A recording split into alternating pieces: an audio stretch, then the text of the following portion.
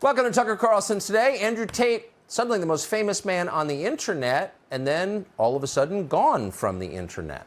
A few days ago, banned by virtually every social media app on the internet around the world for reasons that no one explained and that are still not clear. Lots of mean things being written about Andrew Tate, but we have learned over time to trust our own experience. Don't believe what you hear, go right to the source. And so today we're doing that. We're speaking to Andrew Tate himself, who is joining us, as far as we know, from Bucharest, Romania. Andrew Tate, thanks so much for coming on. Thank you very much for having me, Tucker. Of course. So why do you think, and this is a sincere question because I don't know the answer, why do you think you were banned from the internet? I was banned from the internet for having massive influence over the youth and for not aligning myself with the liberal degeneracy in which they want me to purport to the young people of the world today. Well, so I want to get much deeper into that, but I just immediately amused by the phrase liberal degeneracy because, of course, they're accusing you of degeneracy. So you're saying that you exposed how degenerate they are, and they are, of course, completely degenerate. What did you say that they couldn't tolerate? Well, this is the thing that's interesting. I don't really feel like I've exposed anything. Like, I'm truly not a very political person. This is the first time someone's experienced this level of ban. I'm not particularly right-wing. I don't vote. I mean, I obviously have my own personal views, but they didn't ban me for that. They banned me simply because I had large swaths of the population agreeing to very traditional masculine values.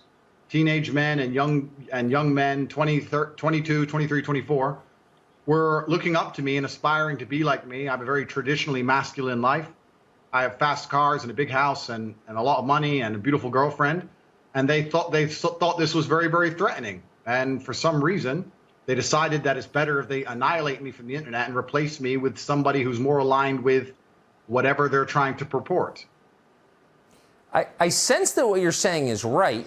Again, I don't really know, but flesh it out a bit. Why would your message, your lifestyle, be so threatening to the people who banned you?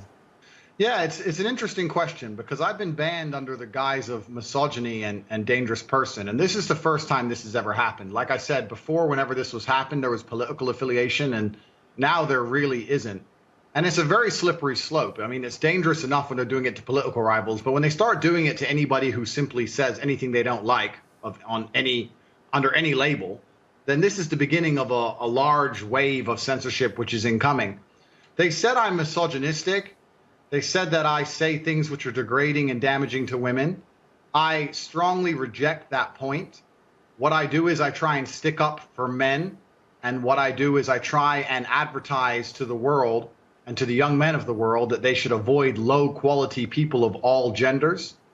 And through clever censoring of me discussing important issues about men, and through clever editing of some of my videos from very long format into very, very short format, they've managed to media spin and purport the lie that I am some woman-hating misogynist when absolutely nothing could be further from the truth. So I'm happy to let you speak for yourself. Tell us what your message is to young men. Yeah, so I think that being a man is very, very difficult. I think that men's issues are largely overlooked. The people in charge of the world pretend to care, but when somebody who's championing men's issues like myself comes forward and finally manages to garner huge percentiles of the public support, I'm silenced. So they're not really interested in men's issues. And there's a lot of young men growing up today that feel very disaffected. They feel invisible. The agendas that are being forced down their throats are not agendas they align with or they feel affinity to or agendas they want. And I basically just say to men, look, it's a very hard life. You're going to need to get up, work hard, go to the gym. Strong body is a strong mind. You're going to have to reject listening blindly to everything you're told, reject the slave mind, think for yourself, get a strong network of brothers, work aside them. Don't tolerate low quality people in your life, which means don't tolerate men who just smoke drugs and play video games, or men who are disloyal or dishonest. By extension, don't tolerate women or girlfriends who are disloyal or dishonest. and try and build and create a reality full of high quality people in which you can resist the programming that the Matrix tries to influence you with, and grow up truly happy. And what happens is when I say these things, they ignore 95% of what I say. They ignore me saying that you need to avoid low quality men. And they take the bit where I say avoid women who are dishonest. And then they put it on a reel, a very short 3 or 4 second clip. And then they say I'm a misogynistic person and I'm dangerous to women and I need to be banned. And it's truly, I've explained in my final video, which I'd like to talk about. I put a video up. It can be viewed now at www.freetopg, which is my nickname, topg.com. And I explained at length what has happened to me, how it was done, and why it's not true. And everybody knows it's not true, but they've just come up with the spin that I am somehow dangerous to women because I tell men to grow up and be the kind of man that we were all taught to be in the 90s and 80s anyway. I really am not saying anything controversial on any level. Well, I'm not grounded in your work apart from seeing a few videos, but the message you just articulated strikes me as the best possible message. It's hard to imagine who could disagree with that. To give our audience some sense of the scale of your ban, so TikTok, I don't believe you had a TikTok account. Your videos were shared by others on TikTok, and they were one of the most widely viewed categories on TikTok, Andrew Tate videos. TikTok apparently has banned any video of you, not just ones you release, but ones in which you appear. So this is really a reaction without precedent. This wasn't done to the ISIS beheading videos, what they've done to you. So I just want to press you a little bit more on motive. We're both speculating, but it's really interesting. What about the message that you just articulated is so threatening to the people who banned you? Well, I think that, and this is the true shame of it, and I want to make this very clear as a matter of public record, I have no interest in going to war with social media companies. I had no interest in trying to convert large swaths of the population to one political party or another. I had no interest in that. All I was doing was speaking from my personal experience about the difficulties of growing up as a man and how to get the best possible life experience as a man in the world today. And when you do that, you, unfortunately for them, you must teach people to resist the slave mind and to think for themselves and develop character and to learn how to stand up and do the right thing, even if it's difficult, and to not blindly accept programming and to not be physically weak and to not be mentally weak. And what you're doing is, I guess what I'm doing is I'm creating millions and millions of young men who simply won't listen to lies or swallow the garbage they're trying to feed them. And they see me as another way out. They look at a YouTube feed and they see all the videos they're supposed to like. They don't like any of them, and I don't blame them. They see me and they're finally like, wow, somebody who's aspirational, somebody who's living the life I want to live. I want to be like this guy. And they saw that as a threat. I made it very difficult for them to program the young men of the generation with whatever they want to program them with. And for that reason, they decided I was too dangerous to exist and I must be annihilated. If they truly cared about men's mental health, then they would have come to me and said, Andrew Tate, you have huge influence over a large percentage of the population. We're unhappy with certain elements of your messaging. Perhaps it needs curation, perhaps it needs editing. But we understand that you are so respected and so many men look up to you, we can't possibly just delete you from the internet. That's bad for men's mental health as a whole. You're championing issues which a lot of men struggle with. If they were worried about women, they could have approached me with the same rhetoric. Instead, they just decided, no, let's completely annihilate him. And let me make something very, very clear. There is nobody who is against me who has a genuine concern for women. And I'll tell you this now because I have no criminal record. I have never been arrested in any country and held on suspicion of anything. There were some incidents which I talked about in my final video in which I was swatted and accused of crimes I didn't commit. But there are plenty of people on social media with genuine criminal charges against women. I don't have any of these things. I haven't hurt any women. No women have come forward saying I've hurt them. There's not a single female who's making videos saying I hurt them. In fact, quite the contrary. There were videos on YouTube from women who know me very well saying this is all false and this is not fair, which have been deleted in real time by the YouTube censorship ever since I've been banned. But it's completely asinine. And what they're doing is they're weaponizing the idea of misogyny. They're pretending they care about women and using it as an excuse to cancel me. And it's nothing to do with women. Nobody is concerned for women because there's no reason for concern. The truth is they just want me gone. I'm certainly willing to believe the last line. So news accounts in the United States say that the U.S. Embassy in Bucharest, Romania, was tipped off to your misdeeds and alerted the local authorities you might be committing human trafficking. Given that this is the same charge they leveled against Julian Assange, or a species of it, skeptical, but I want to know the details. Were you arrested for human trafficking? What happened? Yeah, I was not arrested. So what happened is I suffered from a case of swatting. It's very popular with people who are large on the internet. Many large YouTubers have been swatted. It's where you call the police and you say somebody has a gun or there's a hostage situation and the SWAT team arrives.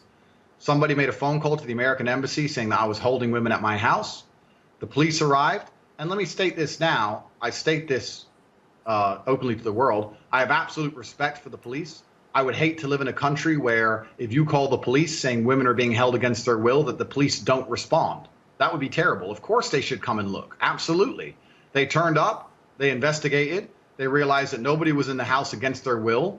There was no crime committed. They said, okay, you're not a suspect, but you are a witness to this, along with me, my brother, the housekeeper, the gardener. Everybody who was in the premises at the time was labeled a witness. We had to go to the police station for 45 minutes for pieces of paper. We filled them in and we were let go. I was swatted. Nobody was hurt. There's no human trafficking. There's no women who were tied up. There's none of these things. It's all just complete fallacy. And because I have a large number of detractors on the internet, they just take that narrative and run with it. He's a human trafficker. He's a human trafficker. I don't have any criminal charges. I'm not on bail. I can travel the world freely. No women were hurt. No women were found. But in the nature of the internet, when people dislike you and when the media is trying to spin a narrative against you, they just take little clips, they censor the truth, and they just try and spin it up to the point where they convince the world that I'm some extremely dangerous man who manages to also evade all law enforcement and run around hurting people. It's just not true. And anyone with a brain can sit here and realize how the media and how law enforcement can be weaponized against people. I discussed this in long, if anyone who's interested to understand the true story, in my long format video, freetopg.com. I explain exactly what happened. I was swatted like everybody else, but just because they put the tone of human trafficking on it, I'm now stuck with this very unfortunate label, and it's truly disgusting. Where are you from? How did you get to where you are now? I probably should get a little background. Sure, let's talk about it. I'm a mixed race individual. My father was black. He actually served in the Air Force. He was the 5 times Air Force chess champion, and he was a chess master, one of the best chess players in the world. My mother is white, and she is from England. I grew up in Luton, England, which is the worst town in England. To use liberal speak, I am a person of color. I guess you can say that. I did not come from a privileged background in any regard. My mother and father broke up. I grew up in a single mother household in Luton, England. And I worked very hard.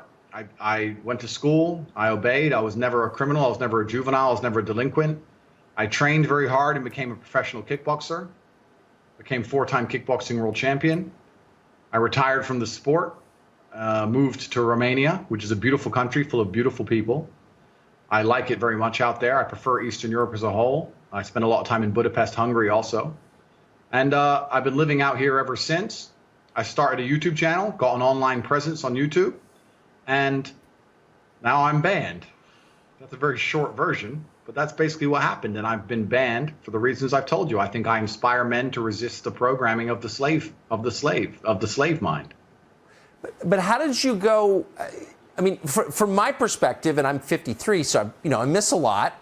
But all of a sudden, you seem to be everywhere and in every conversation. How did you go from kickboxing to advising young men online? Like, how did that evolve? Yeah, that's a very good question. I became the most Googled man on the planet recently, so I guess by some metrics you can call me the most famous man on the planet. And that happened very simply because I think that young men are looking for someone aspirational to look up to. I can only speak from my own personal experience, but young men are we like to emulate our heroes, and we look at somebody who we want to be to some degree, and that's the kind of person we're going to listen to. And without that element of I want what he has or I want to be like he is, it's very difficult for young men to listen to anybody. And I think that there was a gap in the market. There's not very many people who are out here with a truly aspirational life and truly speaking their mind, right? Because we live in the digital world now where most of the famous people are very afraid to talk. A lot of the people who do talk freely are saying things that a large portion of young men don't really want to hear and don't resonate with. And I think I just stood up and started saying the things that all men think. And I also combined it with some clever delivery, a degree of humor, comprehensiveness. I worked very hard on my social media presence. And I also threw in some locker room talk. Like, I understand very well why the social media companies have chosen the misogynistic angle. But the things I was saying, really, I don't think were that offensive. I'd say, oh, you know, women can't park, or something that every man said in the locker room 10, 15 years ago. It's truly not that genuinely offensive. And it's just spiraled now to the point where I'm the most famous man in the world, and there's thousands of TikToks saying Andrew said women can't park. It's just crazy. It's truly media sensationalism. And they've tried to do that because they want that all these narratives pushed so they can ban me. But 95% of my content is purely just about mindset, fitness, training. There's nothing to do with the things they're accusing me of. Nothing at all. So they've hit you pretty exclusively, from what I can tell, as you just said, on the women question. You hate women. What is your view? Again, I want to let you speak for yourself. So, and this is a really good question. And I think in the modern world today, it's very unfortunate that if you tell the truth about certain things, people are going to label you certain things. But I'm just going to be very honest here on this platform. I absolutely love women. I have nothing against women. I've said many times on many different podcasts, which they seem to want to ignore, that my mother's a hero of mine. I have nothing against women on any level. I think that men and women are different. I think that we have different skill sets. I think that women are much better than men at certain things, and vice versa. And I think that if we work together as a team, that we can be a beautiful synergy. I think that's how society functions best, when a man takes his role seriously and a woman takes her role seriously, and they work together as a team. And I think that that's how society's always been for the longest period of human time. I think outside of the West, that's the way the society still is. I don't think it's really controversial to say that men are, for example, physically stronger than women, and women are, for example, more empathetic than men. I don't think that's controversial. Somehow that's managed to end up super controversial, and I've been accused of being sexist and misogynist and all these terrible things. But I truly believe these things, and I don't believe them in a negative connotation. I really don't. I think a man has a duty to provide for a female and protect her and take care of her. I think that it's a beautiful thing when a man does that. And I think the majority of women want a man who does that. I don't think they want a man who wouldn't do that. But by stating these things and saying these things, they have managed to twist my words and change them into the idea that Andrew says women shouldn't have jobs, they should only live off their man's money. Or Andrew said that men are strong, so women's opinions don't matter. Or all these other crazy twists of my language. And it's truly just been internet sensationalism. I can talk at length about why this has happened. I think it's a two-pronged attack. But one is, there's certainly been an agenda against me for a long time. And the second thing is, the internet has changed a lot in recent history. We have to understand that social media today is not the same as it was 4 or 5 years ago. We're now living in the generation of extremely short format video. TikTok is only a few seconds long. So is Instagram Reels. So is YouTube Shorts. And if you ever watch a child on TikTok, or you ever watch anybody on TikTok, look how quickly they scroll. If a video doesn't get their interest, in half a second, they change video. So people are putting together the most shocking, sensationalistic things they can to try and get likes and views. So nobody's interested in taking my long format answers like I'm giving you now and understanding me. What they do instead is they take that tiny clip where I said men are stronger than women, and they put up a video of a guy weightlifting, and then they put up a video of a girl failing to weightlift, and then they put up a laughing voice, ha ha ha ha, and then they throw it on TikTok, and now I'm a misogynist. But I didn't make that video. I don't know who made that video. Someone made that video, somewhere in the world. And it's all just ended up culminating in this media storm of me being a horrible misogynist who hates women, when I have no criminal charges against women. I've never struck a woman in anger, and every single woman coming forward saying my name is saying the absolute opposite. It's truly clown world, truly. So I spoke to a young man I know who says that he first became aware of you a couple of years ago, and people in his social circle became aware of you for the same reason, which is because you're one of the only people on the internet raising questions about the effects of SSRIs on young people. Tell us your view of Correct. that, and why that topic? Yeah, throughout the years I've been on the internet, and I've had a whole bunch of opinions, some controversial, some otherwise. And I've always been a person who spoke my mind. I say some things that people heavily disagree with. I'm antidepressants. I don't believe in antidepressant drugs. I don't believe in trying to take pills to alter your mood because you feel anxious or unhappy or depressive. I was anti a bunch of things when it comes to COVID and the vaccine and such. I've been anti a bunch of these things, and I've just been talking my personal view and my personal experiences. And I was never really looking to go to war with any of these large tech giants on any serious level. I was just like everybody else on the internet saying what he truly believed. I truly believe we live in a world now where information warfare is the true warfare, and narrative control is the true narrative control. Narrative control is the true weapon that the people in charge of the world need to create and protect. By making sure they can control what people see and how people think, they can genuinely affect reality in real time. And anybody who's a danger to that narrative on any level, for them, the risk isn't worth the reward, and it's better just to nuke that person, absolutely. I don't know how I truly ended up in that category, because like I said, I'm just inspiring men to go to the gym and train hard and have standards for themselves and speak up for themselves, the forgotten young men of the world. But that's where I've somehow ended up. And yeah, I've spoken about a whole bunch of issues, but in general, most of the time I speak about very bland, vanilla issues, Tucker. I would love to sit here and say that I've been the most controversial man on the internet. I truly haven't.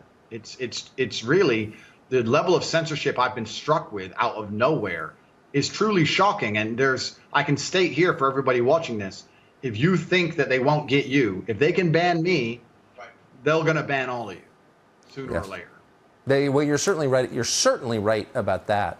You made a couple references to the mental health of young men, and you just said you encourage them not to take drugs, which strikes me as the right message. Why do you think so many young men have mental health problems right now? Well, this is the problem, is that the majority of young men in the world today are completely invisible. And social media has made them invisible. If you go into an Instagram feed, you have extremely beautiful women, which is fine. They're beautiful. They're allowed to take pictures. But the only men who have followers are men with massive social status, right? Men with Ferraris and money, or rappers, or people who have YouTube channels, interesting people. If you're a normal man with a normal job, you don't really exist in the online world. It's very difficult to get followers. Nobody replies to your DMs. You don't really matter. You don't have access to the sexual marketplace. It's very difficult for you to even get any kind of recognition that you're even alive. And a lot of men feel lost and lonely because of that. And I was championing to a degree their issues by saying to them, look, that is unfair perhaps, but that's the way the game works. You need to become a man of importance. You need to become a man of influence, or you're going to suffer the pain of being invisible forever. Here is how you do it. I wasn't trying to change the rules of the game. I was just telling the men how to win, because I came from nothing and I'm completely and utterly self-made. And I think the reason a lot of men are so depressed is because they feel invisible. They feel like the life is too hard. Women expect me to be strong and smart and funny and interesting with a nice apartment and a fast car and tall and well-connected and funny. And it's just too much for them to handle. And the social pressure on men is absolutely immense. And I was championing their issues. And at the same time, all these social media platforms pretend to care. As soon as somebody they resonate with stands up and champions their issues, they mass blanket ban me, which shows they have absolutely no care for the young men of the world today. They think that by banning me, I'm just going to vanish and the young men are just going to go and start eating the gruel that they're fed on their YouTube feed. They don't want to read. They don't want to see transgender people wear makeup. They don't want to see that. They want to see a man who has a bunch of money and a nice life and some fast cars and is strong and is confident. They want an action hero. And that's something that large portions of the world still want to be. And YouTube and social media platforms obviously just don't like the idea of that. They want to get rid of me and try and replace me with something they see as far more malleable, trying to create people which are more malleable and more easy to program and more easy to control. Because people like me, when you try and tell me something, I'm very good at understanding that 99% of the opinions people want you to believe is for their own benefit as opposed to your own. And it's very, very difficult to program my mind. And I don't think they want people like me roaming the earth.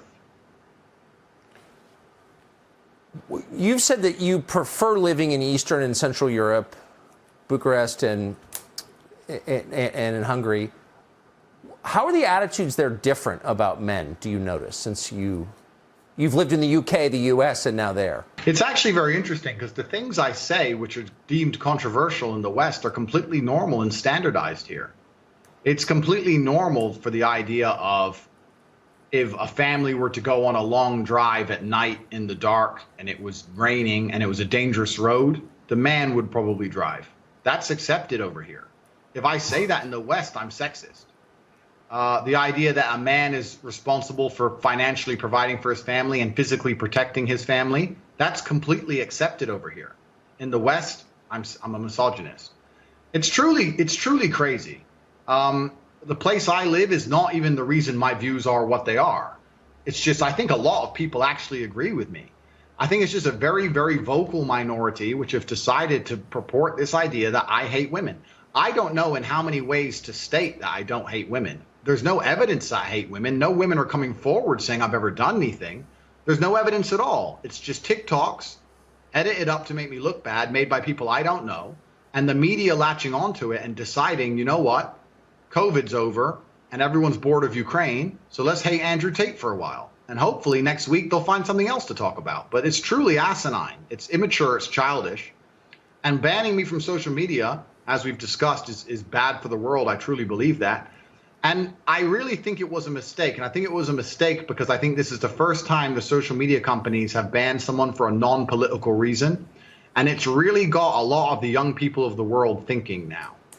And they're sitting and thinking, going, okay, well, the politics stuff, that's kind of like, you know, older stuff. But why are they banning him? Like, why are they, is this what they do when you become influential? Why have they really banned him? I've had over 100,000 emails of support since my banning. And the young people of the world today are going to wake up from this banning in a way that they've never woken up from any others, even Trump's.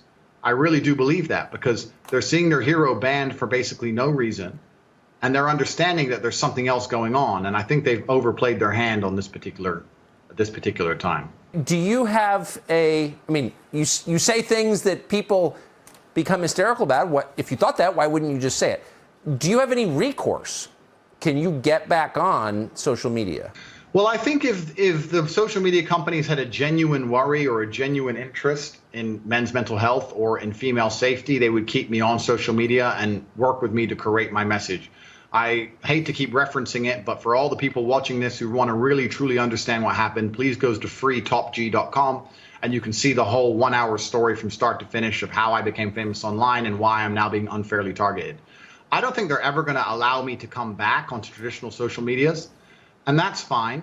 Even if they did, I'm not sure if I'd be particularly interested in investing in platforms that will just destroy me and nuke me at will for basically no reason. I've already had an offer from a very fantastic platform called Rumble. I'm not sure if you're familiar with them. They're a YouTube competitor. Yes. But I'm working closely with Rumble now, and I can be found on Rumble, rumble.com/Tate Speech, which is a play on hate speech because we already know how that's played out for censorship. And I think this is going to be a really interesting period of human history. What the people in charge of social media companies have done is they've banned the most popular figure on the planet amongst a young generation who have no problem downloading a brand new app onto their phones to watch their hero. And it's not like an election or something where the person you've banned will go away for a few years. The issues I discuss are issues men face every day. They're issues men struggle with every day. The advice I give is advice they're always going to want daily because it's reacting to the problems which life feeds them. And they're not going to just forget about me and hope and just think, oh, I'll just forget about him then and be hopeless. They're going to follow me wherever I go. And I think that there's going to be a genuine mass exodus away from these platforms because they've banned me, which is very bad for them. And it's bad for humanity as a whole. Everything could have been fantastic 4 or 5 days ago. There was no problems. I had social media accounts and everything was fine, but they decided to do this. So I'm going to move to Rumble and I'm going to continue my mission of philanthropy. I'm not doing anything other than just telling young men how I became a man of substance and how they can do the same thing. You probably made some of these companies mad with your views on COVID. So sum up for us, if you would, what you think the response to COVID globally did to the populations of the West. Yeah, so I certainly made them mad with my views on COVID. I don't want to go to conspiracy theory, and I would also never kill myself. Let me just say that here for the record. But okay. At the time of COVID first being announced, my brother and I decided we sat and had a very logical conversation, and we sat and said, we're two young fighting age males. If COVID can kill us, then the world is over. It's zombie apocalypse time. So there's no point hiding. We may as well go out with a bang. So my brother and I flew to Stockholm, Sweden. Now, I don't know if many people know this, but Sweden never closed down. Stockholm and Sweden never closed down, never made you wear masks, never mandated the vaccine. At the very beginning of COVID, when the rules were strictest, when Florida was still closed, when Miami was still closed, when the Republican states were still closed, Stockholm, Sweden was wide open with full nightclubs and a party scene like you've never seen. And we lived in Sweden for 3 solid months with zero restrictions, zero worry or interest in COVID. It was like the world was completely normal. And from there, when we left, obviously COVID was still going on. And in a neighboring country, you go to Germany, and they were having full panic attacks, genuine panic attacks if you didn't have a mask on. And it was just very obvious to me. I was like, I've spent the last 3 months ignoring this and I'm fine. And now I'm in Germany surrounded by panic attacks and endless masks. This doesn't make sense. And I told the truth on social media. I said, this is obviously an overreaction, the decimation of your income, the fact you can't go get a doctor's appointment for a genuine ailment or a genuine risk of cancer, for example, the fact that you can't see your loved ones in their final days. These things are far more destructive than the common cold. I think that what they're doing is unfair. I think it's a massive overreaction. And this is based on my personal experience. And I think at the time there was a lot of pushback, but I would like to think now that 99% of the world see I was totally right. You know, it's kind of funny, Tucker. I'll tell you, when at the height of COVID, I used to say to my brother, how will people struggle with the cognitive dissonance when this is all over? Because COVID is still out there. Nothing's gone away. The thing that we were all hiding from is still right there, out there to get you. But now everyone walks around and they're not scared of it anymore. And I'm like, are people critical enough to analyze themselves and say, for a year of my life, I was deathly afraid of something. Now I'm exposing myself to said thing and I'm not afraid anymore. The media tricked me and I was a fool. But they're not. They don't even seem to self-analyze and go, I got tricked. They're just like, oh, okay, next thing. Hey, Andrew now. Like robots. It's mind-bending to me, truly. So I saw you compare the experience of rich people under COVID, you're one of them, to everybody else. What did you notice about that? It seemed like a two-tiered response. Yeah, so the story was very simple. I was flying inside of Europe. There's a lot of low-cost air carriers. It's only low-cost primarily. There's not much first class, business class, anything like that. And I was flying, and my experience was plagued by endless paperwork, wearing a mask, put the mask over your nose. Every time you eat, you have to put the mask on in between. I got told off for not having the mask up high enough. I got told off for drinking too long because my mask wasn't on. Pure panic and chaos. And because I'm fortunate enough to be fiscally secure, from there I decided I'll just buy private jets from now on. And when I bought a private jet, there was no masks, no paperwork, no mask at the airport when I landed. My air stewardess was not wearing a mask. My pilot was not wearing a mask. COVID didn't exist once I bought a private jet. Very interesting. Maybe if you're rich enough, COVID can't take, maybe COVID's scared of money. I'm not sure. But it seems that everyone who's flying on private jets never had to worry about COVID ever. It's just the people at the bottom who had to worry about COVID. And it's kind of interesting, right? Life's always been two-tiered. There's always been this separation in regards to fiscal access. But I think a lot of people in the world today don't realize that it still very much exists. And a lot of the rules are only the rules for a certain class of people. And once you pass a certain wealth index or a certain level of money, that you can do basically whatever you want. And COVID really highlighted that to me. And it's truly sad. I mean, it's easy for me to make a joke of it, but when I would fly on a private jet and do whatever I wanted, or go to Sweden and party in nightclubs and do whatever I wanted, and then I'd come to, let's say, England and see my friend who couldn't go see his dying grandmother because of a COVID restriction, that's truly sad. That's truly criminal. It's really crazy what's happened and how the world's just moved on, and the cognitive dissonance that people don't have enough respect for themselves and for the truth to analyze how they were so easily fooled. It's really sad to even think about, but maybe that was the beginning of me being disliked, by just pointing out my human experiences during the pandemic. Last question. Unpack the sentence you just uttered. You said people don't have enough respect for themselves to analyze the ways they were lied to. That's an interesting sentence. What does that mean? It means that if I was fooled, if I was one of the people on social media who was genuinely purporting the idea that people should be locked in their homes nearly indefinitely because of a common cold, if I was fooled like that, I would feel deep shame. And I would really take some time and look in the mirror and analyze who managed to trick me to such a degree, how my mind got so poisoned, how I got plagued to such a level. And I would feel deep shame, because I would understand that my words had repercussions, and that I have been purporting a worldview or a narrative which has been genuinely destructive. And I would sit there and I would be upset and angry and sad. And I think, I can't believe they've managed to do that to me. And I can't believe that I bought into it and did it to other people. But unfortunately, there's people out here who a year ago were running around screaming at other people in the street to wear a mask, who are now not wearing a mask themselves, despite the fact that COVID still exists. And they don't have enough self-respect or enough respect for the truth to even feel sorry or shameful for what they used to do. It's incredible to me. Don't you have any ounce of honor? Like, look what you've done to the world. You were screaming in people's faces. Now you're out here without a mask on yourself. It's truly amazing, the cognitive dissonance that people experience. And it's the same now. There are people watching videos of me saying I'm a misogynist. And no matter how many times I prove them otherwise, because the Daily Mail said the word misogynist, it just simply must be true.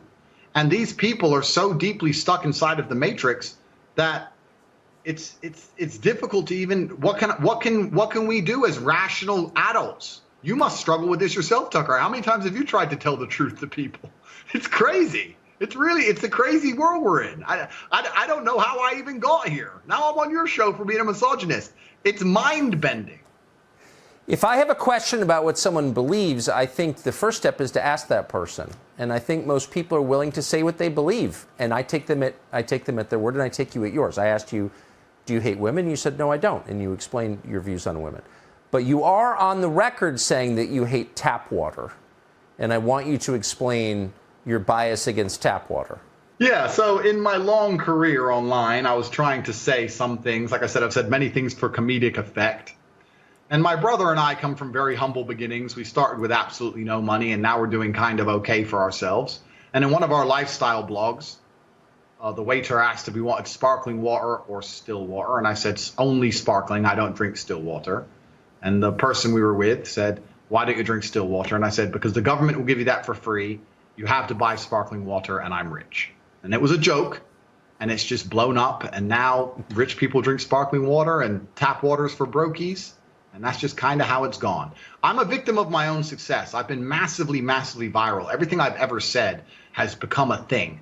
And some of that's good, some of that's funny, and then also a lot of that's been used against me in this false narrative. But I want to tell you something that's actually kind of scary about this banning. It all came so hard and so fast that I don't know if they all just follow each other. I don't know if they're all influenced by each other. I don't know if there's someone above them all. I don't know. But when they go to cancel you, ladies and gentlemen, it comes hard and fast. You lose your Facebook, then your Instagram, then your Gmail, then your Discord, then your website hosting, then your domain name, then your payment processor, then your bank. Then it's just like in real time, you're watching your phone and apps just exploding. Boom, boom, boom. It's crazy. I don't want to go conspiracy theorist. I'm just telling people what I've been through. It's really crazy. And if they'll do it to me for saying women can't park a car, which was a joke, sorry world, then they'll do it to basically anybody. And you have to be prepared for that. And that's one of the reasons why I've moved to Rumble now, because I've had long conversations with senior management there, and they promise that I can make jokes without being destroyed and annihilated, which is quite refreshing. So I very much look forward to continuing my legacy and continuing my work on Rumble, rumble.com/Tate Speech. And I know for a fact that my young fans will come with me. So this is just the beginning of a mass exodus away from the influence of control by tech companies, because they decided that they didn't want to allow the most respected and famous person of the time, currently, things change, for young men to make a joke or to be on their platforms. And it's going to be a very interesting few years from here on out. I'll say this. No sin you've committed is half as threatening as what they just did to you. That is threatening. And we appreciate you taking all this time to talk to us. Andrew Tate, interesting conversation. Thank you very much. Thank you, bro. Tuck Carlson, today's name in the show. New episodes 3 days a week on Fox Nation. We'll be back every weeknight, 8 p.m. on the Fox News Channel.